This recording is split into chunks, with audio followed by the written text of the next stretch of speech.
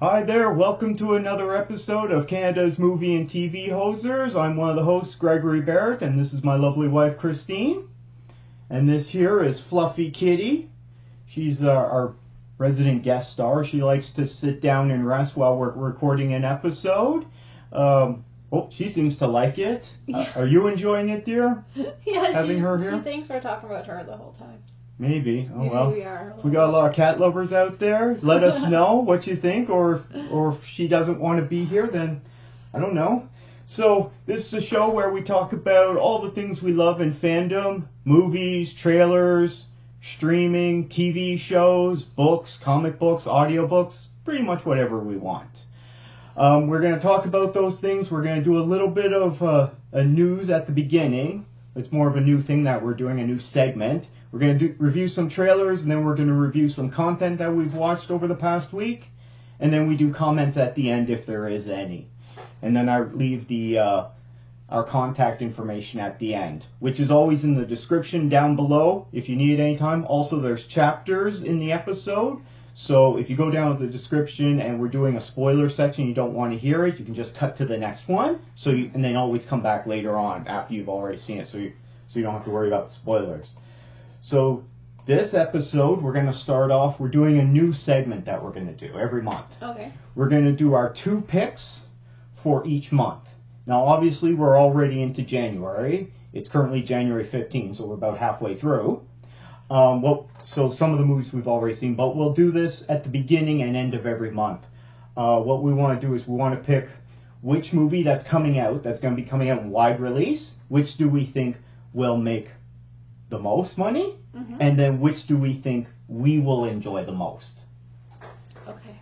So, because it's not always going to be the same, right? No. It could be something coming out that makes a lot of money, but we're not into it. You know. That happens a lot.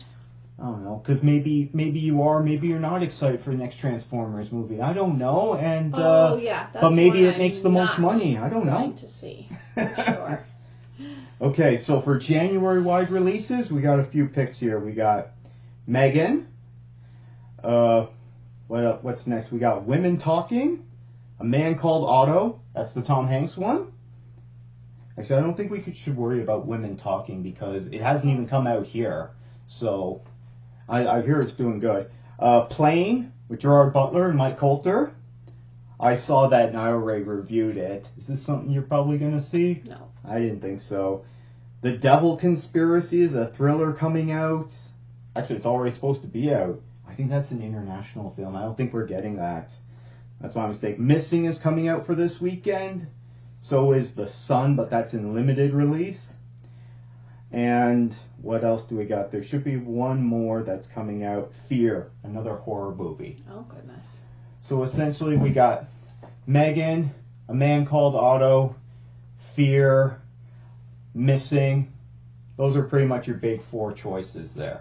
And Women Talking. Women Talking, I mean, we could... It is coming, because they had a segment about Sarah Polley in the movies last night. Which one of those films do you think will make the most money that came out in January? I think for actually making the most money, it's probably going to be Megan, because it probably has a low budget, and it's... Yeah, we talked about that in the last episode. And I think it'll have a bit of a cult following, because everyone loves the dance, apparently. Yeah, because they're trying to do the dance. They put out the marketing with the Megan dance, and then it went viral with people doing their own version of it, or also replaying it to different music. So essentially, that's free advertising. Yeah, so people on social media advertise it for them. I think it's Megan for sure is gonna, in my mind. I agree. Even though it's already making money, so we kind of got a little bit of heads up info. But for next month in February, we're going to do our picks before it even comes out, before it even hits February. And then when it gets to the end of the month, I'll be able to go on Box Office Mojo and figure out how much money each one of those films has made so far. Okay. Well, it's January already. Well, we might actually do it. It might be every couple of months, because if a movie's playing for a while. It's hard because you don't know. We won't know the conclusion. We'll just know what's coming out. Of those 5 to 6 films, which one do you think you're going to enjoy the most out of films coming out in January? The only one I'm probably going to watch is Women Talking. Okay, you're not going to go see Plane. You're not going to go see Megan? No, not if I don't have to. I think you'd enjoy it. I don't like dolls. I don't like dolls. So you scary say movies. so we're not watching Annabelle Creation No, anytime I don't soon? like any of those things. I don't like dolls in general like that. Okay. That Annabelle Creation movie was pretty creepy. I'm not with gonna the see doll. it. Nope. Okay. You're not gonna go see Plane or Megan. Nope. You're gonna go see A Man Called Otto? Probably not. Nope. You're gonna go see damn Missing? depressing. You're gonna go see Missing? I don't know anything about it. Remember we watched that movie with John Cho, Searching, and it was all just different screens all the time? And now it's a different thing. It's the daughter. We saw the trailer for that, and she's looking for her mom who went on vacation in South America, Okay. and now she's missing, so she has to use the internet to find her. I might see that one. None of the other ones sound not I'm going to interesting see me. that this Thursday. I'm definitely going to see I it. didn't know it was coming that soon. Uh, Okay. The Sun is coming out in limited release, so in terms of best movie, I don't think it would qualify for making the most money. Is that about a newspaper? No, it's Hugh Jackman and his son that he's kind of estranged from. We saw the trailer actually in the theater a couple of times. Oh. It's, one of those family drama movies. Might be good, might be terrible. I don't think it's going to make the most money, but it could be really good. And we also got at the end of the month Fear. So of those movies, which one do you think you're going to enjoy? Is probably Women Talking. I hope so.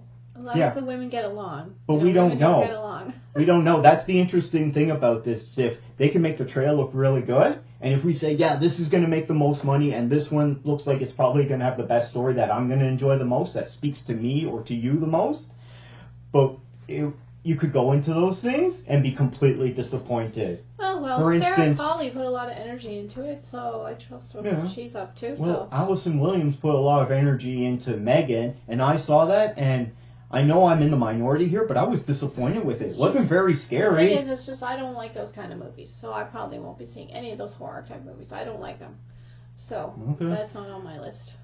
So of those you think for you it's Women Talking you think will be the best. I'm probably torn up. I think it's probably going to be A Man Called Otto.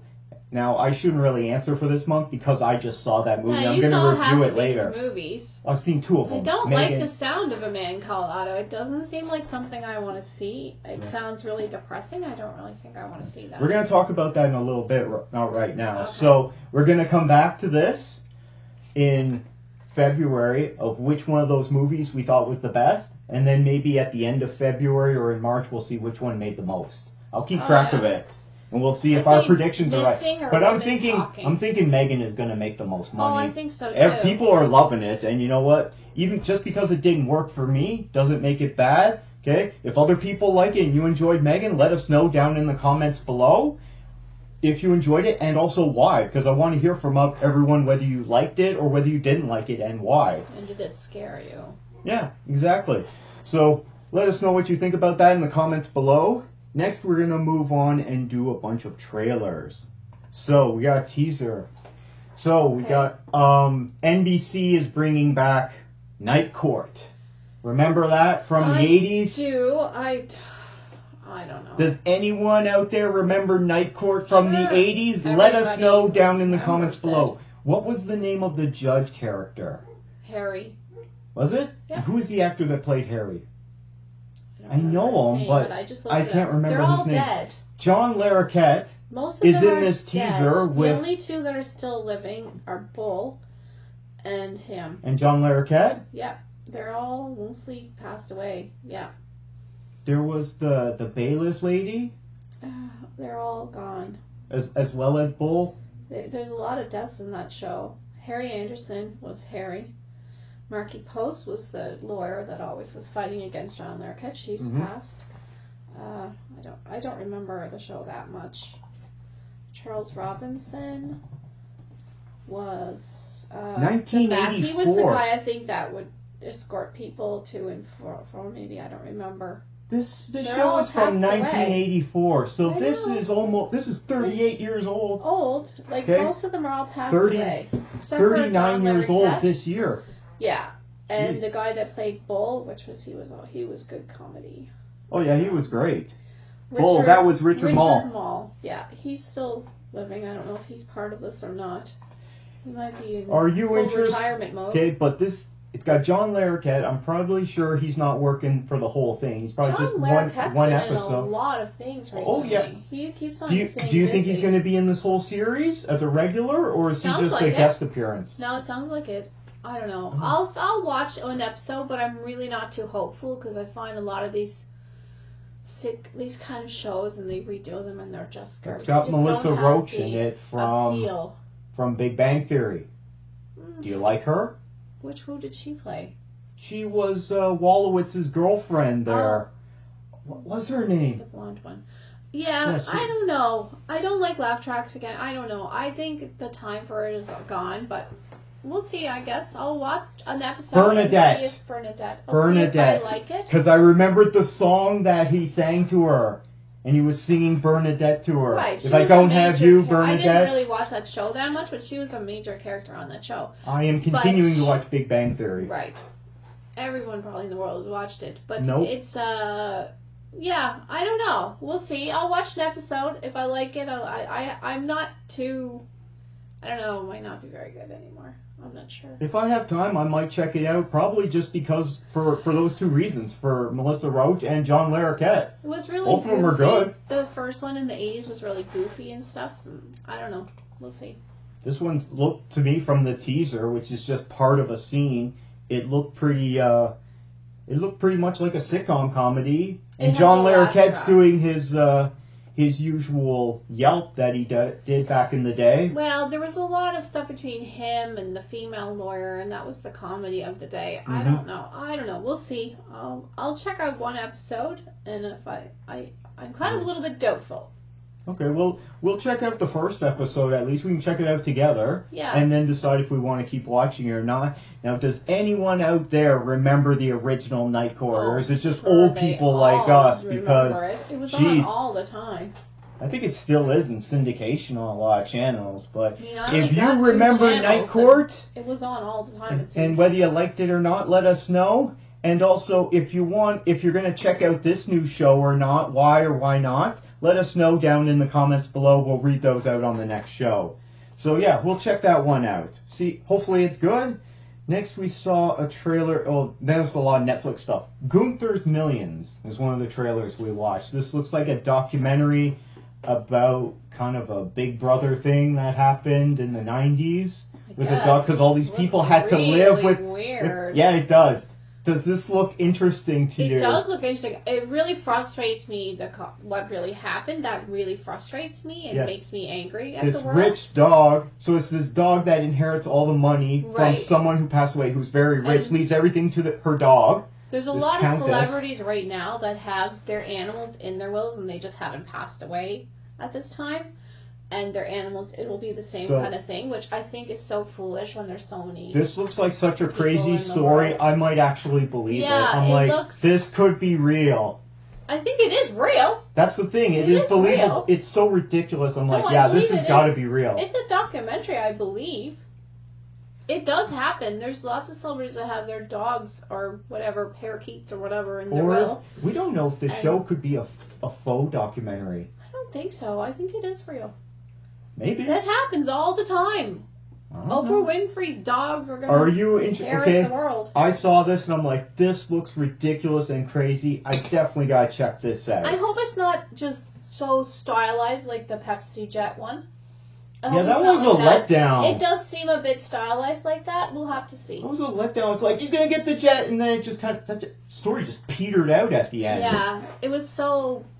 You could tell it was just they were over sensationalizing it and like stretching it out. There's a lot of material there to work with on this one. Maybe it's just a trailer though. Anyway, I want to check it out. It looks. I'm definitely gonna at least check out the first episode. If the first episode is garbage, I'll be like, I'm not wasting my time. It looks wacky. We're gonna check out Gunther's Millions on Netflix, which comes out soon. I don't have the exact dates. But when they start advertising stuff on Netflix, because Netflix doesn't advertise at all they do is put out trailers on their social media and on their service. And so once they come out with trailers, you know they're coming soon. Yeah, so all these things we're talking about right now, all these Netflix things are coming out either end of January or beginning of February. Okay? So if you're going to check out Gunther's Millions, let us know, and let us know what you think about it down in the comments below. You know what we're also getting soon on Netflix that we already talked about a couple times? Is what? That 90s show. That's coming, I think, on the 19th. Oh, God. Okay. So, I don't want to talk about that one anymore. I think that's going to be They keep releasing, which is weird though, because we just said Netflix doesn't do any advertising, but they're actually doing more for this one. Instead of just getting one trailer, there's multiple trailers and there's TV spots. They released a TV spot or a teaser, and it showed that they're bringing back another character that we hadn't seen in the trailer before. Would you like to know what that character is, since it's in the teaser? I don't know which ones they've shown already. It's Bob, the neighbor. I don't remember the neighbor. The guy with the big fro? No. And he had this hot wife, Midge, I don't know, and she left him? I didn't like the show very much. Okay, I'm not looking forward to the next one. You're not watching this then? No, I'm not going to watch Okay, I shouldn't ask you then. I thought it was fun because I said in a previous episode, there's no way they're going to bring that guy back who was Bob. Okay, I thought probably that guy was dead by now, but no, he's still kicking, and apparently he's working in a lot of stuff. There you go. So this makes me even more excited to see this show. That was good marketing on their part. I don't. Good job for Netflix. But the next trailer that we watched is Lockwood and Co. This looks like a British show. There's been, maybe you're not aware, but there's been a lot of these same type of shows, and they've all been very disappointing. British shows? No. About ghosts? About people like Ghostbuster type people, or people that are a team hunting down those kind of things. Not just necessarily ghosts, but like vampires. And they've been very poor quality. But this is in Britain, very where they could have real ghosts because people have lived there a lot longer than in North America. I think there was a different one. So they got all kinds of haunted property over there. That guy, Nick, what's his name? Nick, he was in the Badlands. He was in one. They were hunting ghosts and stuff into the Badlands. Yeah, Nick Frost. Okay. I don't know. It looks the movie star? The guy, the English guy, he's in a lot of things. The big guy. Yeah, he was in Shaun of the Dead and Hot Fuzz. I never saw him in those things. But anyway, I don't know. It looks lame. It looks really lame. And it's got 3 14-year-olds with swords. Apparently swords can kill ghosts. It looks really dumb. I'll give it it's a Netflix show though. So I'll watch an episode. But so far all the shows in the past 10 years that are dealing with that stuff have been really foolish. Okay. This guy? Yeah. Yeah, Nick Frost. Yeah, he's in I Shaun of the Dead. watched another one where he was hunting down something like that. Yep. I don't know. I haven't enjoyed any of those shows, hunting ghosts and stuff. They're like trying to do, this looks like they're trying to do Ghostbusters with 3 14-year-olds. And swords. So it looks really lame, but maybe I'll watch the first episode because it is Netflix. It might be okay, but it looks dumb. It looks cheap. It does. That's what I'm saying. A lot of these ghost type, or like they've had a lot of, you haven't seen them, but like on the Sci-Fi Channel, these people hunting down these kind of creatures, whatever, and they've been all like kind of B movies. They haven't been good. Okay. They're not been good. Not Are they like getting lots of ratings? I don't think so. They're like, I don't know. Some people like a show. Maybe they're really popular. It's just you're not enjoying them. I don't know. They're not that well done. Okay. This trailer for Lockwood and Co. looked like a bunch of 20-year-olds playing teenagers, and they all got their magic British swords, even like other people do. It's not just the two of them, and they start up their own Ghostbuster detective agency. It's like their own PI thing, and they're going out there and they're busting ghosts with their magic swords. But there's other people doing it too. There's more. It looked cheap and it looked kind of dumb to me. It looks dumb. Like there's better shows where teenagers are trying to fight off that kind of stuff, like Lock and Key. That was a good one. These teenagers moved back to this big old house. I liked it. It was a lot better. It made more sense why the teenagers were doing it because they were the only ones that could hear the keys. And now this other one that you just were going to look at. Lockwood and Co. No, this other trailer about the kids with the cursed box. That one looks funny. Okay, hold on. We're still on Lockwood and Co. So you're not interested in Lockwood and Co. Neither am I. Are you guys interested in Lockwood and Co. on Netflix? Let us know down in the comments below. But good segue. We're leading into that one looks the a next lot better. show. It's the same kind of thing. Free Ridge. Is that what it's called? Okay. Yeah, Free Ridge. It looks a lot better. Yeah, that's these. There's a group of 4 teenagers, And and a apparently cursed they box? bought a cursed box together, so now all 4 of them are cursed, and I the don't know how trailer it starts works. with It them. just looks a lot better. They're at a psychic reader, a fortune teller, Yeah. and she's reading their auras and that. It seems a lot more believable, this story, and like why teenagers are involved. Because teenagers don't just go around giving them swords and hunting down ghosts. That doesn't make Maybe sense. they do in Britain. No, I don't they know. don't. Have you ever been there? Hey, if you're in Britain, anywhere in Britain, whether it be England, Scotland, Wales, doesn't matter. Any of those countries in Britain, if they walk around giving kids swords, maybe that happens. Let us know down in the comments below. They do not. I mean, maybe it's like, some other countries where there's lots of guns. No, it is not. Not to name any. It's a civilized place. Maybe in this magic world they do. It looks lame. Anyway, but if anyone's in Britain and you've given your kid a sword, I want to hear from you. The other one called Fright. What is it called?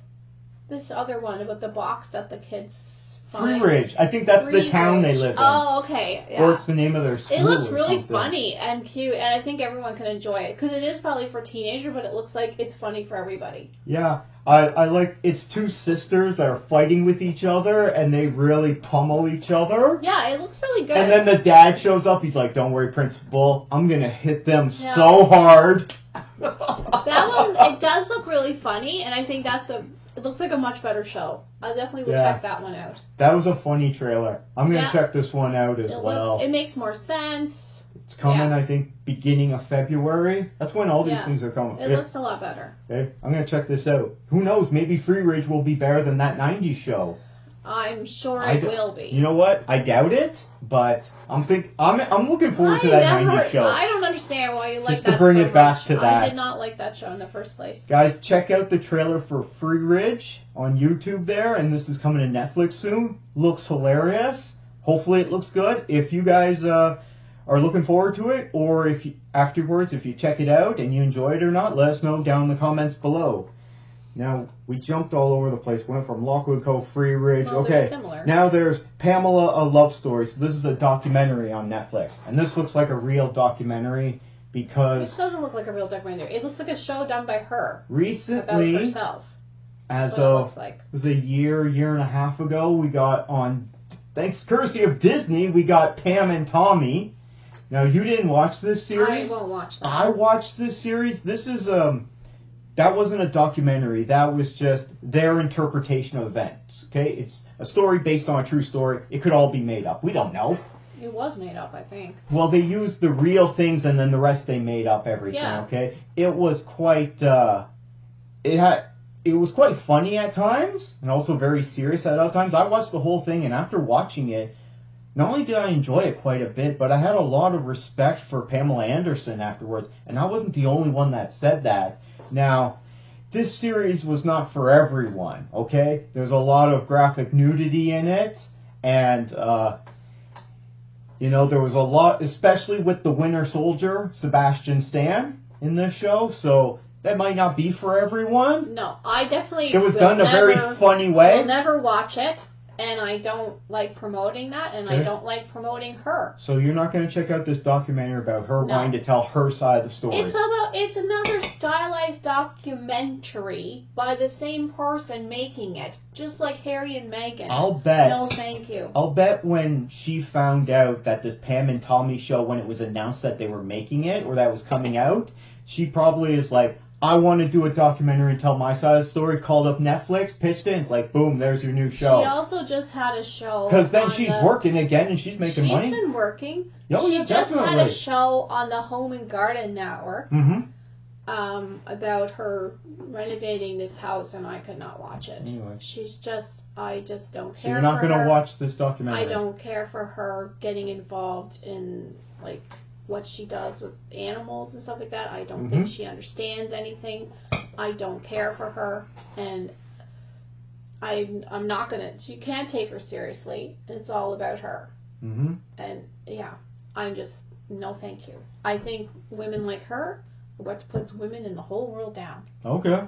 So I don't want to watch it. And I don't want to promote it. Fair enough. Okay, Christine's not gonna watch it. I'm definitely gonna check this out because I really enjoyed Pam and Tommy, and I think this is going to be completely different, But yeah, I want to hear Watch her her side on of the the story. decorating channel and see if you think what she's like.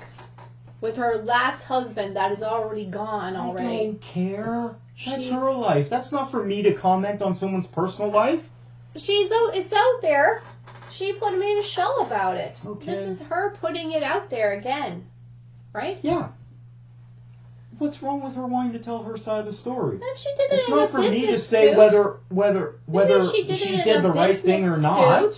And it was an actual documentary. This is an infomercial on Pamela Anderson. It's a documentary made by Netflix. It's made by her though. It's the same as Harry and Meghan. They made that documentary. That's not real journalism. They're showing their side of the story. You said that was really bad.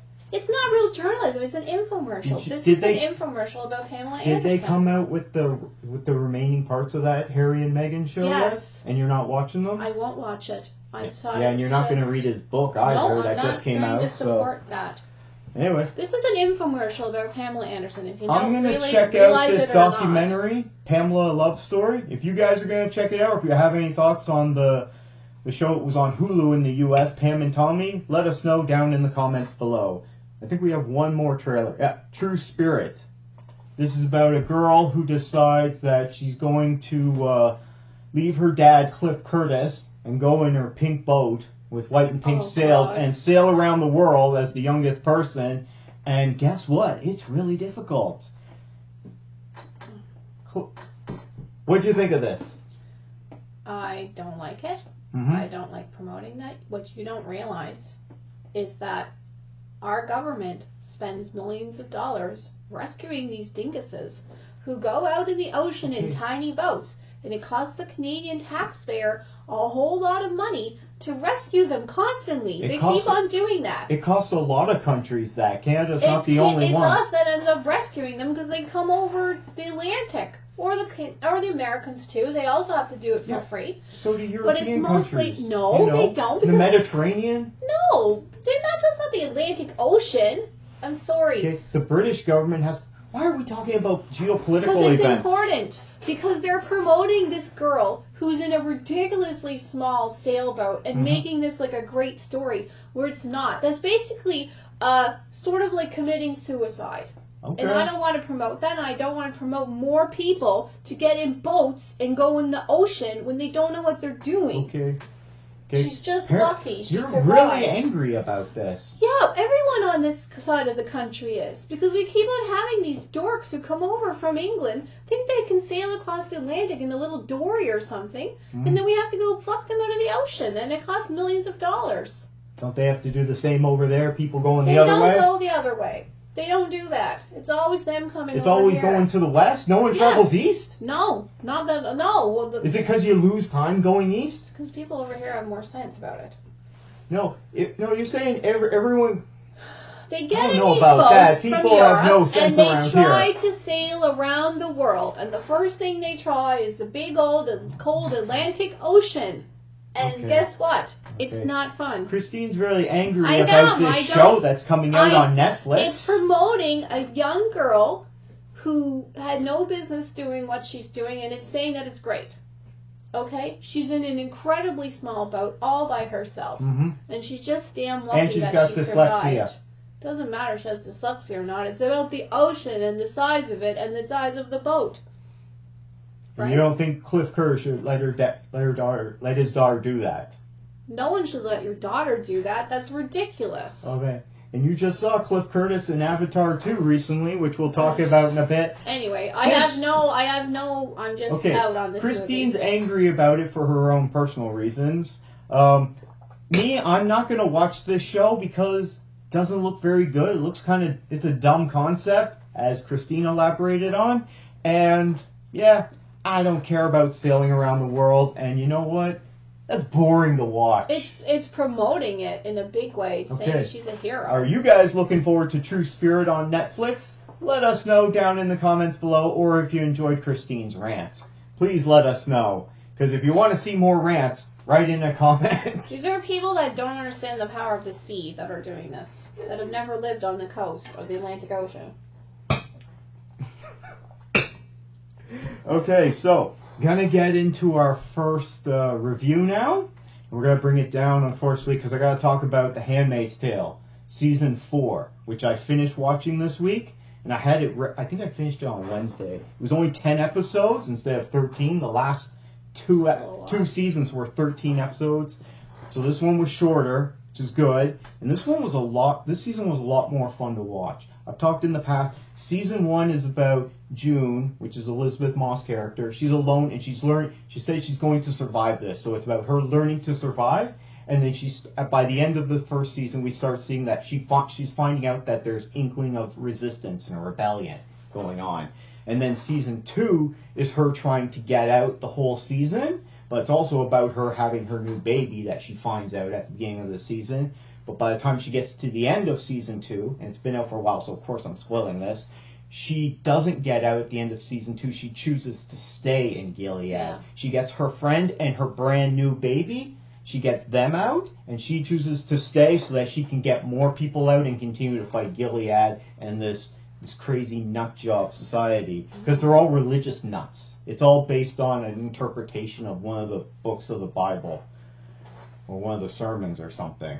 I was reading up on it on Wikipedia because it's quite fascinating.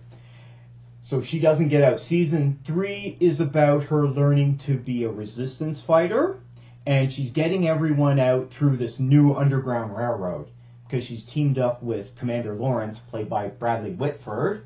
He was the dad in Get Out, the creepy dad with the white hair. Yeah. So he's playing this commander that he's helping her. He's running this underground railroad by himself, okay. But now she's teamed up with him, and they're doing even more. Well, that's dangerous. Exactly, and we don't quite know why Commander Lawrence is helping her. We found out more. I'll talk about it a little bit more in season 4. He realizes it's insane what's going on. Yes, but he also helped establish Gilead.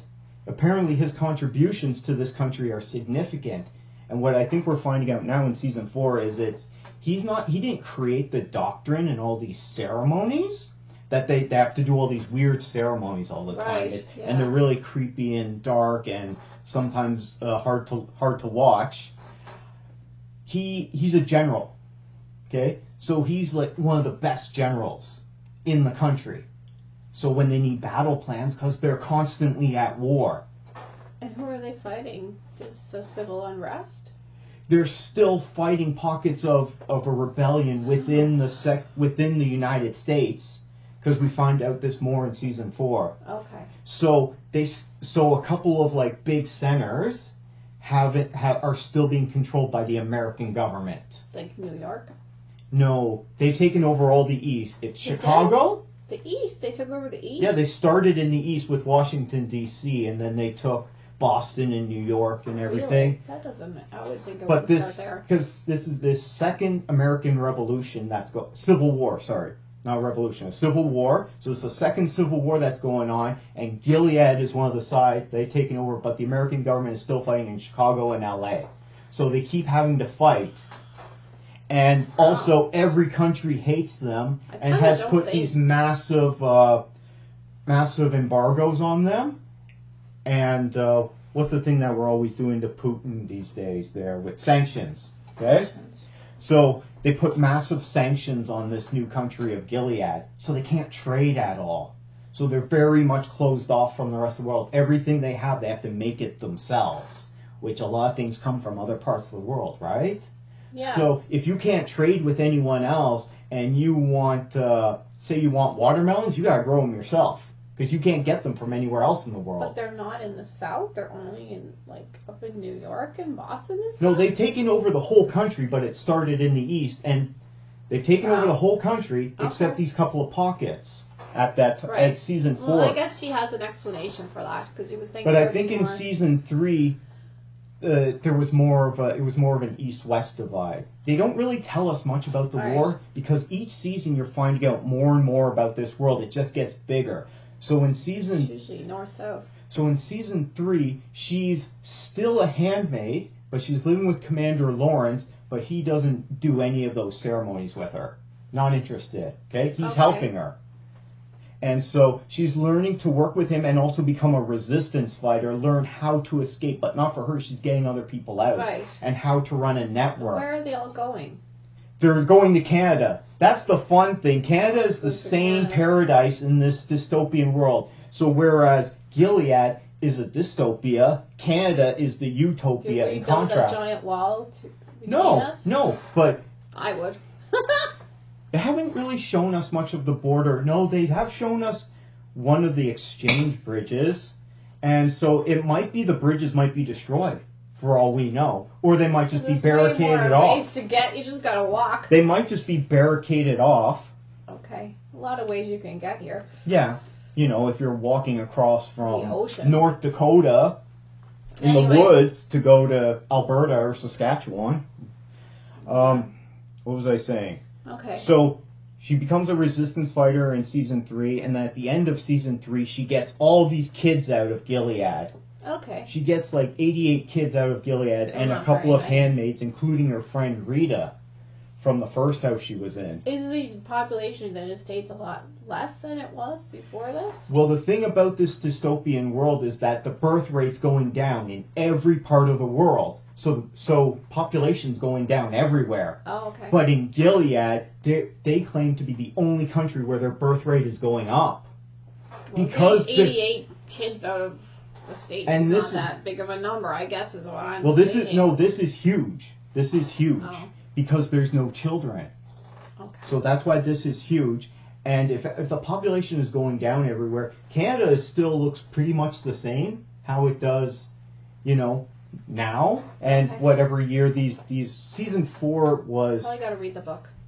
Season 4 was 2021, I think. Oh, okay. So either 2020 or 2021. And it looks contemporary, except I never see TVs anywhere. That's the one thing that bothers me. I saw a TV once in the hotel, but it was turned off because it was in the lobby in the background. I'm like, there's a TV.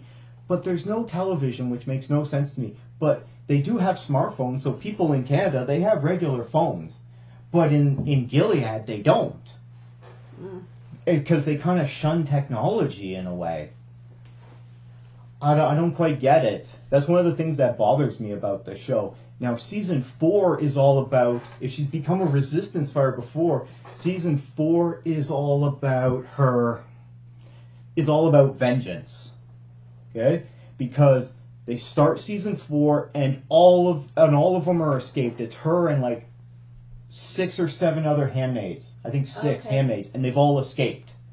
So they've escaped to this farm where the wife has taken over pretty much running it because the commander isn't able to anymore. And so she just lets them do whatever. And so they're living on this farm for like 2 or 3 episodes, and it's a paradise because some of the guards that are there, which are the eyes, you know, they're state police, like some of them are gay. So they're able to have a relationship there, whereas very likely. Because in Gilead they hate homosexuals, they hate anyone who's transgender. They call people who are homosexual gender traitors, and whether you're gay or lesbian, like these are ultra right wing nut jobs. And they're all white people? What about black people? Are they discriminating against other minorities and such? No, there really isn't much racism, although the people all in charge are all white. That's what I noticed about it. It seemed like they're all white people. Maybe they killed everyone else. There's a lot of white people, but we have seen black people in the world, and Rita is, I don't know what her nationality is, but she's not white. What I watched, I don't think I saw a person of color. Anyway, it seems very depressing. Season 4 is all about vengeance because they get captured. And then I saw the darkest episode ever, episode 4 of season 4.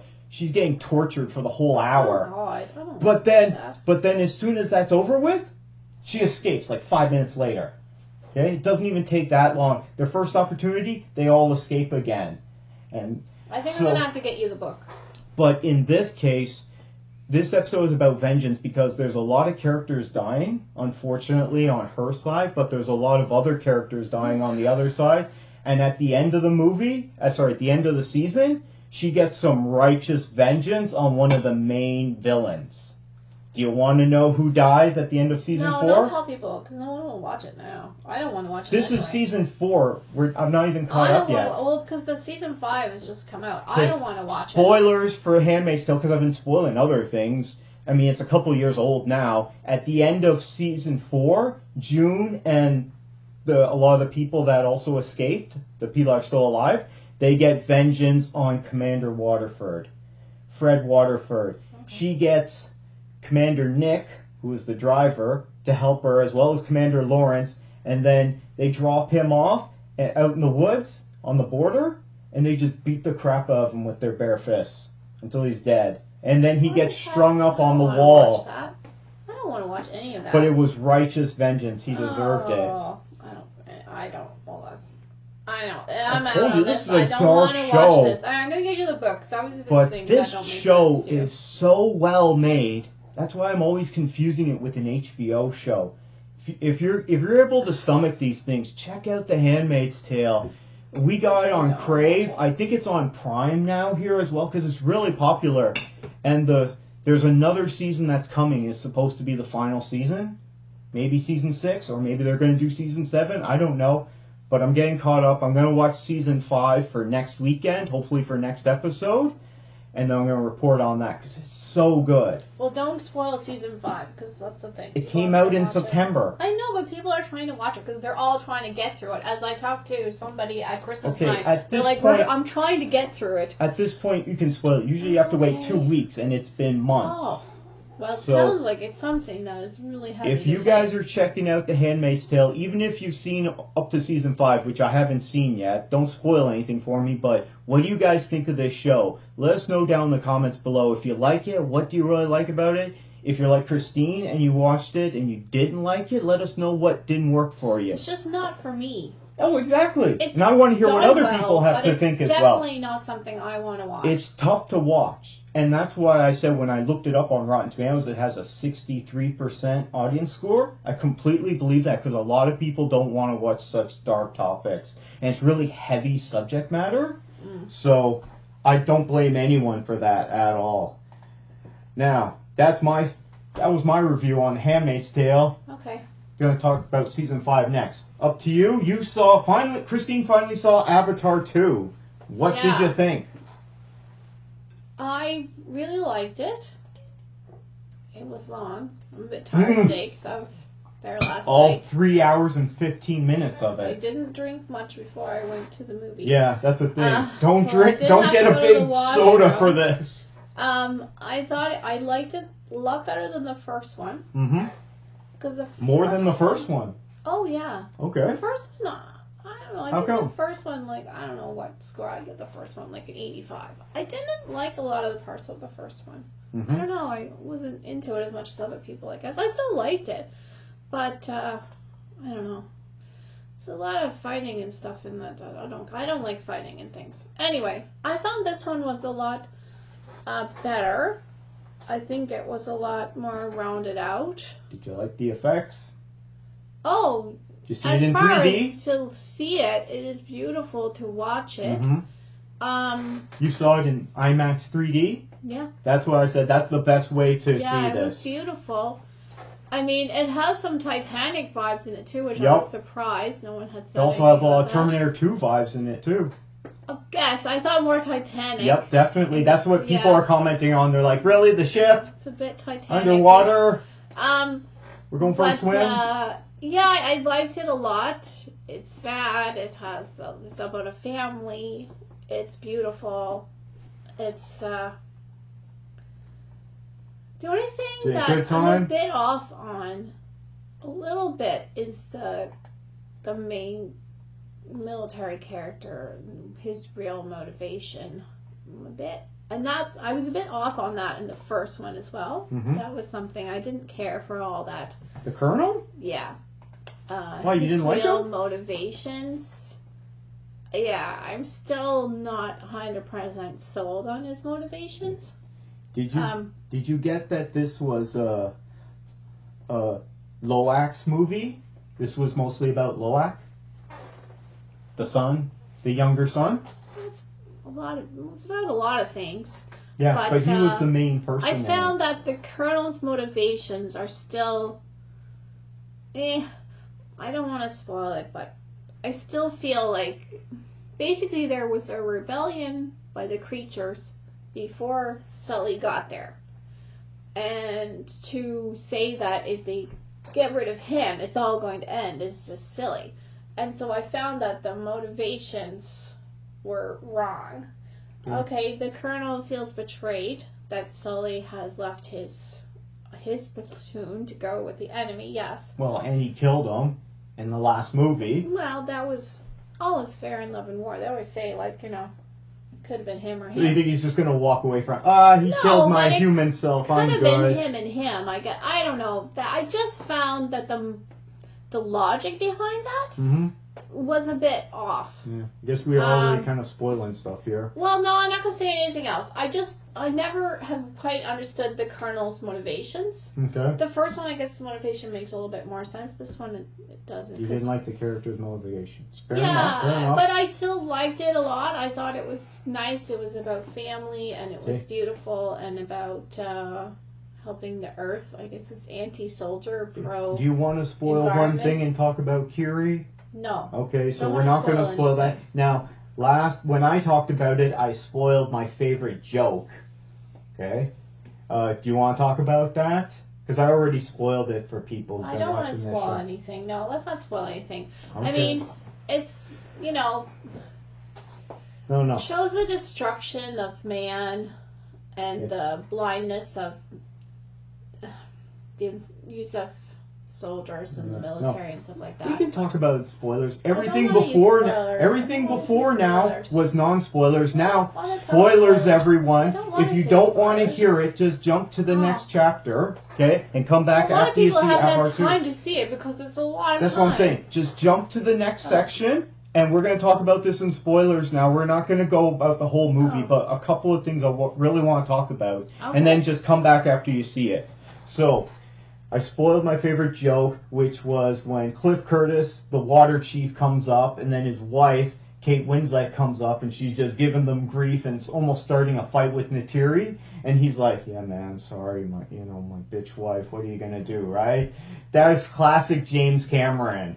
Okay, I thought that was hilarious because he's always going on about the wife. I think it more shows their culture. I think that's what it was reflecting. No, that is classic James Cameron. Okay. He puts stuff like that in his movie. I thought it was hilarious. I'm sure you didn't think it was that funny, but I thought it was great. I think it was just reflecting on the culture. Here's the one thing I want to talk about in spoilers. So if you're still here, it's your own fault. Kiri, who's the child. Who I thought her name was Kitty, because every time they talk about her, they say Kitty.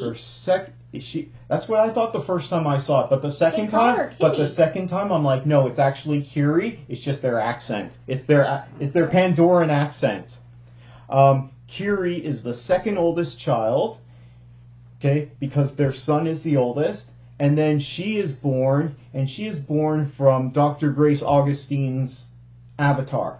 Yeah. Okay, so who died when she was trying to become a whole avatar. Yeah. So she was plugged into Awa.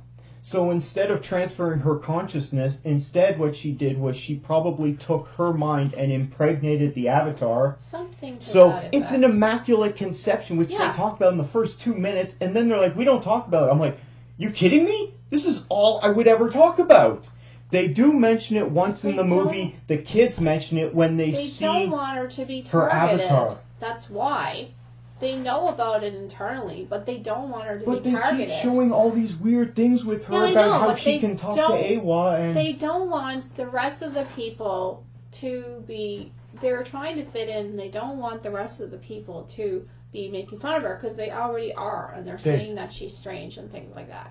If I was raising a daughter, okay, that was an immaculate conception, it would be all I would talk about all the time. And they're not like that. That's not their culture I would talk to everyone about, because I would never stop talking about. They know she's special, but they don't have any. They don't really know, and they know that she's special, and they they don't have a chance to talk about it so much because they're running for their lives, they're fighting, and then when they do get amongst people to relax a bit, they don't want her to be seen as strange. They know she's special. They consider all their children to be special, though. Yeah. Okay, I get that, but Neytiri and Jake Sully, that's all they should talk about all the time. It's like, what are we going to do? Do we understand what's going on? And they should talk about it with Norm, the other Avatar guy, and the other scientist, I think Max. she has epilepsy. Man, this is just clearly planting seeds for future movies, because she's going to be a child of Awa, and she's going to be Grace Augustine, because it's Sigourney Weaver doing the voice. They know that she's special, for this, and that she does the mocap too. They do talk about it a lot, and that she has a good connection to the world. I think compared to anyone else. If they were going to do an Immaculate Conception, they shouldn't have mentioned things like that. They should have just breezed over it. But they still leave it questioning in your mind. You're still not sure. Yeah, but just have them not talk about it until we get to a future movie, and it'll be one of those puzzle box mysteries. I don't find it a problem. Instead, they start this movie. Hey, Grace's avatar got pregnant. We don't know how, and had this kid. Now we're raising this kid. That's all I would talk about. They do talk about it, and they talk about. They mention it once. No, they mention it quite a few times. The kids talk about it once. That's it. She talks to her father about it, and she tells him how she's like a heartbeat away from it. From Awa. No, that's not them talking. Yes, that's about her special powers with Awa. A problem. I don't find that's a problem. But I just found it really weird. And I didn't. They're a different culture. They're not a science-based culture, okay? And neither is he's no scientist either, okay? No, he's a jarhead. He's a soldier. It's not something they would talk about a lot. They know she's special, and they're worried about her because they feel that it makes her vulnerable. It's not that great of a thing for them, because what happens is that she goes and is daydreaming and she could get attacked. So in their mind, it's not that great of a thing, because she also gets sick from it and is having seizures. So in their mind, it's not an advantageous thing to have. Right? They're a fight or flight. If this happened in my life, I would still talk about it all the time. I would never stop talking about it. Okay? So that's the end of our spoilers for Avatar 2. But overall, what rating would you give it? Best movie ever, worst movie ever on the internet rating system? I don't use the internet rating system. I know. I'll probably give it a 97. That's pretty good. I enjoyed it. Is that higher than the first one? I don't know what the first one is, but it is better than the first one. Okay, you're saying this one's better. Okay, this currently has a 77% certified fresh rating on Rotten Tomatoes and 92% audience score. I think it's pretty much the same, so that's probably done for now. I really liked it. It's beautiful to watch. I mean, just to go and just look at it is nice. I gave it a best movie ever rating as well. You can go back to previous episodes, and I've talked about my thoughts on it. It's also pretty epic. I think the first one was not epic. I find this one is more Hopefully epic. You've seen Avatar 2 by now, Avatar The Way of Water. Let us know what you think of it down in the comments below, whether it worked for you and what worked for you, what didn't work for you, and we'll read it out on the next episode. What do we got next? We did that. Oh, I saw A Man Called Otto. Yes. I saw this on Saturday. You talked about this on your last episode.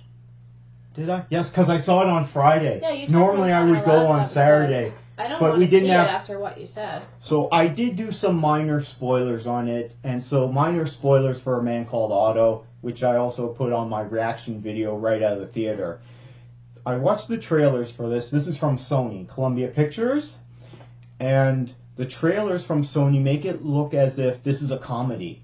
When I watched those trailers, I got vibes of Jack Lemmon and Walter Matthau and Grumpy Old Men. I did not. I got those kind of vibes watching it. If you remember those movies. If you do, let me know. I thought it was supposed to be a heartwarming movie about a fella whose neighbor adopts him because his wife is dead or he's all by himself or something. I didn't get any of that comedy. So I got the comedy, but you didn't let me finish. I also got some of the like family kind of... Yeah. Family and friendship vibes, That's all I got from Maybe it's like, it's an old man learning you gotta be nice and be open to meeting new people and enjoying life.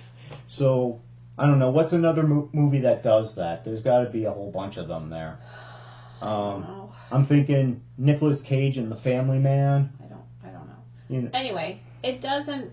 But it's not about that. You talked about this on our last So episode. what this movie deals with some very heavy themes. There is lots of comedy in it, but when it's not in those comedic moments, this is about death, grief, and suicide. Yeah. Those are some really heavy topics. Sounds like The Whale. So I walk into this movie starts, and it starts off with a funny scene at the hardware store. I'm not going to tell you what happened, but it's a funny scene. And then suddenly it just takes a left-hand turn. It's really dark. Yeah. Okay? And not in a funny kind of way. No. It's just dark. And then it goes right back to being really funny again. And then you start meeting the other characters, the families. And so all these things are going on. And it does have a very nice, heartfelt ending. And an emotional ending. This is probably going to... I quite enjoyed it. But it's not what I was expecting at all. I was expecting more of a comedy and a family movie. So, oh well. You're not going to go see this? No. Okay. Well, those are my thoughts on it. So, Man Called Otto, I'd give it while it was really dark and hard to watch some parts of it, I'd definitely give it a best movie ever. This is some good work. Okay. Maybe it's like dealing with heavy topics like Castaway, another Tom Hanks movie. I loved Castaway. But this one had a lot more comedy in it and more characters. I liked Castaway. I did too. That was by Robert Zemeckis. It sounds too dark for me. I don't think this one was by Robert Zemeckis. Apparently it's based on a New York made Times this one? bestseller, A Man Called Otto. Yes. Who directed Uwe. this? A Man Called Uwe. Mark Forster. I don't know him. Anyway, it sounds too much I enjoyed for me. it. If you guys check this out, or if you're going to, let us know what you think of it. Whether you liked it or didn't, what worked and what didn't, let us know down in the comments below. And you have another review for us we can do quickly? You've been rewatching Jack Ryan. Yeah, well, I wanted to have more done, but of course I went to that movie last night, so... Yeah, and it took up your whole evening. And my daughter and her friends were there too, and I had to take them to the movie with me, so it was a whole day really taken away with all that. Anyway, yes, I did. I have been trying to watch Jack Ryan. Okay. I watched the first season, and for you. I talked about it the last Episode? episode as well. I'm currently on episode 6 of season 2. I have seen season 1 and season 2 before, but I couldn't really remember, and I wanted to review because it's been a while since I watched them. Season 1 is really good. Season 2 is different. Season 1 is more straightforward, I suppose. We get introduced to the character and his new boss, who's got some issues, and I like the rapport between the two of them. Are you into season 2 now? I just said I'm in episode 6, and both characters are back. There's only 3 repeating characters, like I said before. There's the 2 main characters. There's Jack Ryan and his boss, and in this one, he's not really his boss. And because he's changed what he's doing, they don't really get into it. I think there must be it seems like they skipped a lot, because the first one is this is his new boss, and he's in this job, he's at his desk, and then it goes from there. But this one, all of a sudden, it's like he's got a different life. He's working with this politician, and he's not seeming to be, I don't really know exactly what his job is anymore. So it's different, and he doesn't have the same love interests. And so season 1 was better? Yeah, season 1 is better. Season 2, I have questions, like what is going on with Jack Ryan? What's happening with him? I still don't quite get it.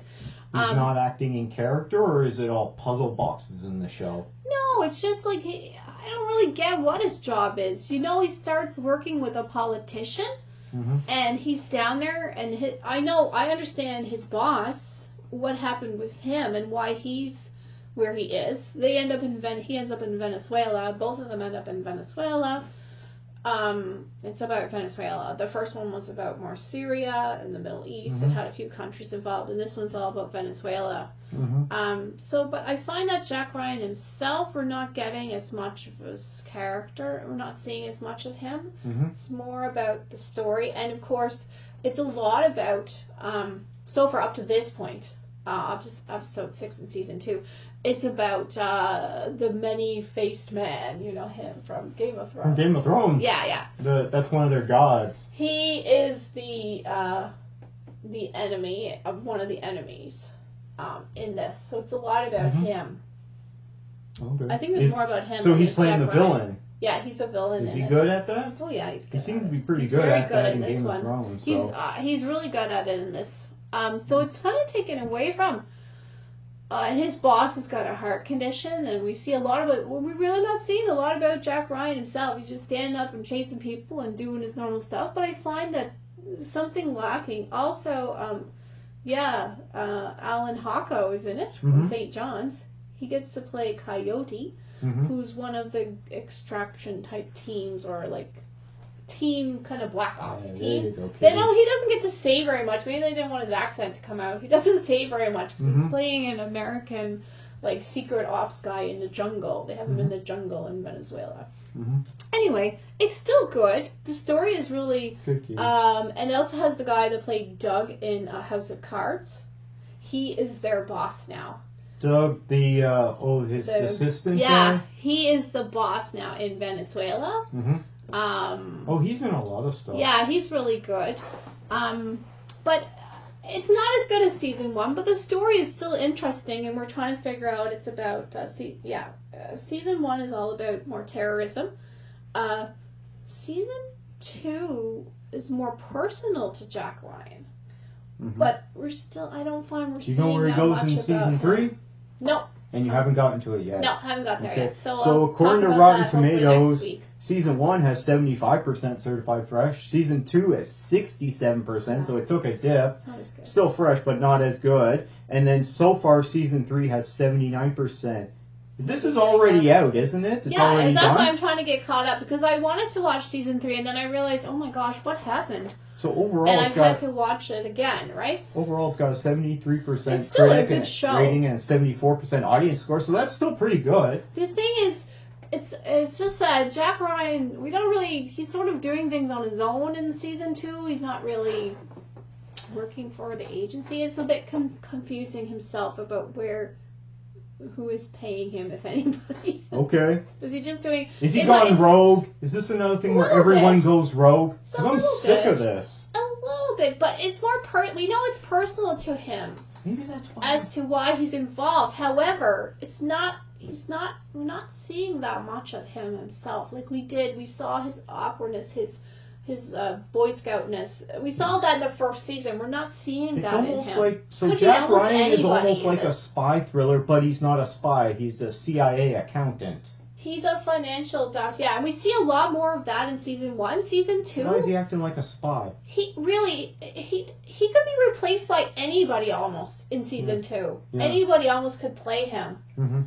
And that's the problem with season 2. So far, anyway. And I do remember... I haven't been into spy stuff lately, so I have not checked it out, and I'm still not checking it out. Spy stuff? But all the James Bond stuff, the Daniel Craig James Bond stuff, all the Mission Impossible stuff, like, I'm not really a fan of any of those things. And not really and even Jason Bourne, because it's always we're going rogue. Every time we're going rogue. Why doesn't he just go on a mission? Well, the guys in the jungle are more like those characters you're talking about. No, he is more like the first one is very straightforward. They're looking for evidence of terrorism. He finds it, and he goes and he runs with it. Okay, it makes sense. That's not his job to do that, though. It is. Okay. It is, and he's got a new boss who's willing to go with him on it. Okay. He finds out something that no one else has. No, he's not an accountant. No. He's checking money transfers across the world and he's seeing where the money is going. And he finds this terrorism person. Yeah. And he's the only one that has ever heard, and he's convinced that he's right. No one else is talking about it. And then, of course, something happens, and now they believe him, and he goes off from there. That's what season 1 is about. It's very straightforward. Okay. Season 2, all of a sudden... This is definitely in the spy action thriller genre. Sort of. It's not the same as James Bond or Bourne or Mission Impossible, but it's not like that. He's not the guy. Is it like Hunt for Red October? Because that's a Jack Ryan movie. I don't remember it, but anyway. You Pretty just have sure to it's watch Jack it. You'd Ryan, enjoy yeah. it. But season 2, it's a bit confusing. They're getting in trouble with the boss because they're doing things they shouldn't. And Okay. he doesn't really have a boss almost. It's So a you're bit going to weird. get caught up and then report back once you're done Yeah. season 2 and 3? Yeah. See if you can have that done for next episode, but I don't know whenever. about next episode, but Just report back next episode Yeah. how far you are. it's still recommended. It's a very good story. It's very complicated. It's got a lot of different players. It's very interesting. It's very international.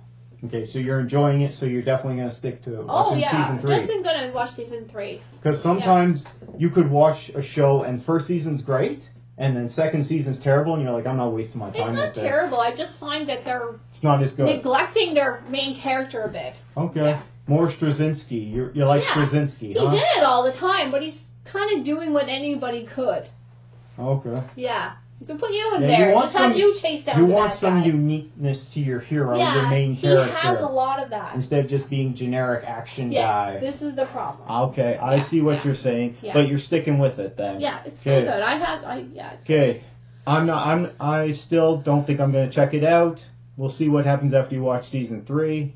If you guys are watching Jack Ryan on Prime, let us know down in the comments below whether you like it or not. Don't spoil anything yet because Christine's still got to get caught up, but do you like it or not? Why or why not? We want to hear from you. We'll read it out on the next show.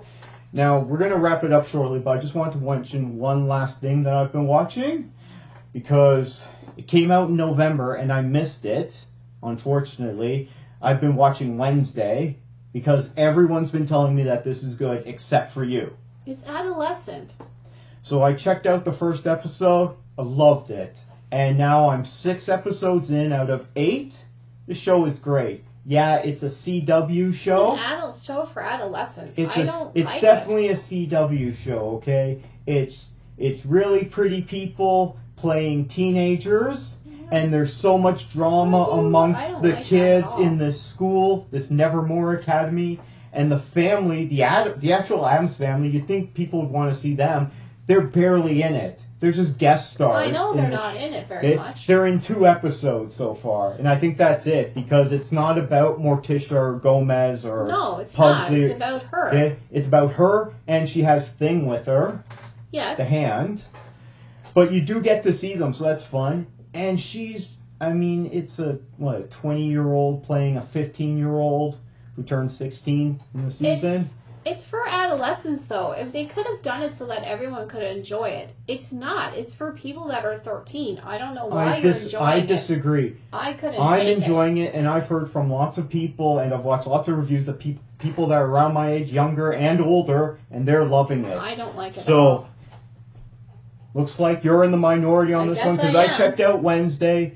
So far, I think episode 5 was my favorite. There's this great dance, I and saw the dance. it's really and I good. think it's a knockoff of Harry Potter. I really don't care. Oh, for there's it. a lot of references to a lot of You franchises haven't in seen here. the Harry Potter It's referencing movies. Harry Potter movies. It's referencing Books. Carrie. It was referencing Yeah. Blade. I don't like it. It was referencing a lot It of was things. very disappointing to me. And also it's referencing the Addams movies, all of them, and the show and Yeah, that. I mean, that's good, but it should have been written for a wide audience, not for people who are... If it's for people that are 13, fine. Because that's, to me, where it will land it. It's about people having crushes on people and going to dances and... Ugh. Yeah, it's a teen drama soap opera. But it's not and for it's, all and it's ages. fun. There's kinda- been some really good laugh I out don't loud like moments in it where I'm actually busting a gut laughing. I don't like it at all. Okay, Christine doesn't like it, but I'm really enjoying it. I'm not going to give it a rating yet because I still got to see episodes 7 and 8. And we already know we're getting a season 2 on Netflix. Good kitty. So if you guys are enjoying Wednesday, I'm going to report back when I finish on the next episode. But let me know what you guys think of Wednesday on Netflix down in the comments below. We'll read them out on the next episode. What else do we got? I think that's pretty much it. We can talk about other stuff next time. So let's just wrap this up. If you want to get in touch with the show, you can always send us an email at our Gmail account, CanadaMovieTVHosers@gmail.com. That'll be on the screen and in the description down below. You can also follow the show on Twitter at CanadaHosers. You'll see that's where we post whenever there's a new episode up. We post it right there for everyone to know. You can also follow me on Twitter at St. John's Critic, and that's where I just post up my reviews. Every time I watch something, I'm posting a review. I just use it as a blog pretty much. And that's about everything. Be sure to like this video if you enjoyed our nonsensical ramblings. If anyone's watching this, thank you. Go ahead and leave a comment and we'll read them out for you. And as long as they're appropriate. Okay. And if you enjoyed this content, you can subscribe to our my YouTube channel. I do a lot of shorts now, especially for new stuff that we watch. So it's usually just 1 minute or less spoiler-free videos, mostly for movies, but also for TV shows, new stuff coming out. That, I think everything is for this episode. Yeah. Take care, everyone. Bye.